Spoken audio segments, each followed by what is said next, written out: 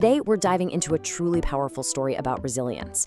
We're going to look at the gritty reality of chasing a dream and the sheer, undeniable impact of just refusing to give up.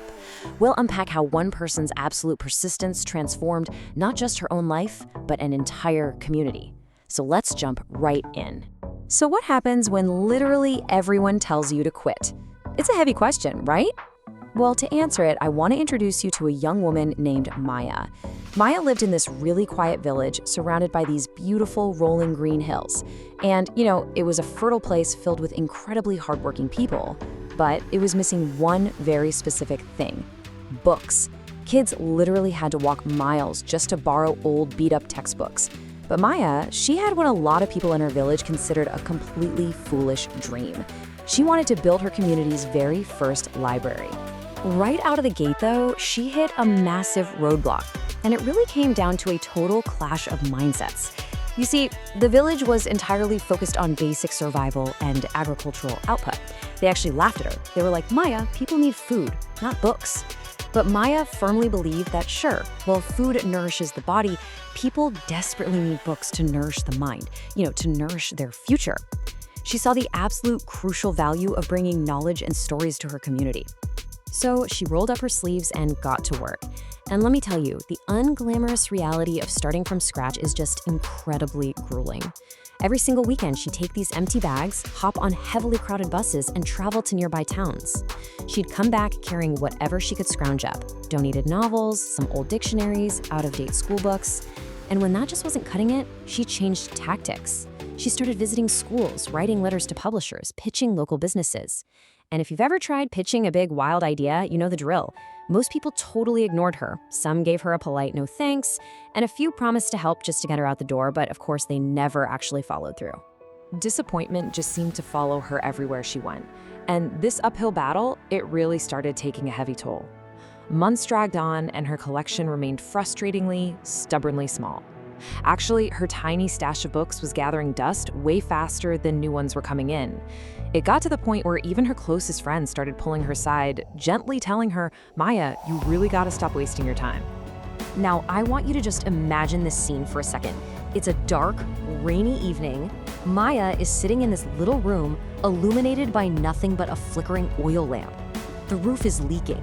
Water is actively dripping onto the floor, literally threatening the handful of worn-out books she's managed to scrape together.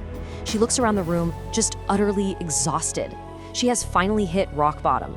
She starts thinking, maybe everyone else was right all along. Maybe the village didn't actually need a library. She actually reaches out for a cardboard box to start packing it all away. She's completely ready to surrender. But right as she's reaching for that box, something catches her eye. It's a small old notebook that belonged to her late grandfather. She opens it up, and inside she finds this handwritten note. It says, "The world changes because someone refuses to stop trying." Wow, that single quote sparked a massive internal shift for her. Maya closed that little notebook, wiped away her tears, and made one incredibly powerful decision right then and there. She decided to try for just one more day. Just one. And man, you won't believe the snowball effect that started after that. The very next week, Maya organized a free reading session under this massive banyan tree. At first, only 3 kids showed up, but hey, she read to them anyway. The week after that, 7 kids showed up. Then parents started hovering around. Before long, people were actually bringing their own old magazines from home. This tiny little reading circle blew up into a weekly tradition, to the point where Maya literally had to go find a real physical space to put everybody. So she finds this abandoned storage room, cleans it up, fixes the broken shelves, and sets out her books. And almost overnight, it transformed into this absolute buzzing hub of curiosity for every single generation in the village. It was amazing. Kids were doing homework together. Farmers were flipping through agricultural guides looking for new planting techniques. Women were checking out books on health and starting businesses. And the elderly villagers, they were reading newspapers aloud to each other. The whole community just completely came alive. But as we all know, in the real world, challenges don't just magically disappear the second you find a little bit of success, right? In fact, success brought a whole new set of problems to Maya's door. That storage room became way too crowded. The heavy rains came back and ruined even more books. Financial support was basically non-existent, and her few volunteers were completely burning out. And guess what? The chorus of doubters came back too. People started whispering, "Maya, you've done enough. It's okay to close it down now." They were practically begging her to just throw in the towel. So here is the absolute crucial turning point. How Maya reacted this time. Remembering her grandfather's words, she didn't quit. Instead, she pivoted. She teamed up with some local college students and launched an online fundraiser.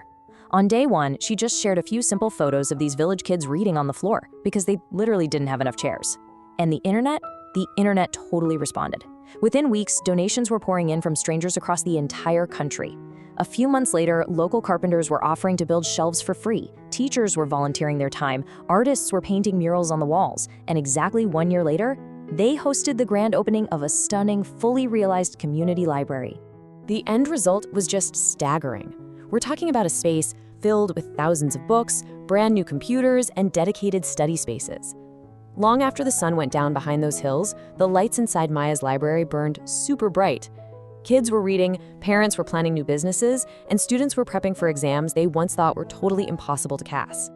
Now, I want to pull back from Maya's incredible story for just a second to look at the broader psychology going on here. Because Maya's journey is the absolute perfect illustration of what psychologists call a growth mindset. Basically, it's the belief that setbacks provide an opportunity to improve your skills, to gain experience, and ultimately become stronger. People with a growth mindset don't look at failure as a dead end. They view it as a necessary stepping stone on the journey towards success. Think about it. Maya adjusted her plans, she asked for help, she pivoted to the internet. She adapted instead of quitting.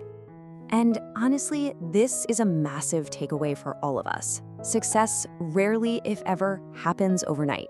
Whether you're trying to build a new business, move up in your career, pass a crazy difficult exam, or just improve your health, success is arrived at through hundreds of tiny, persistent choices.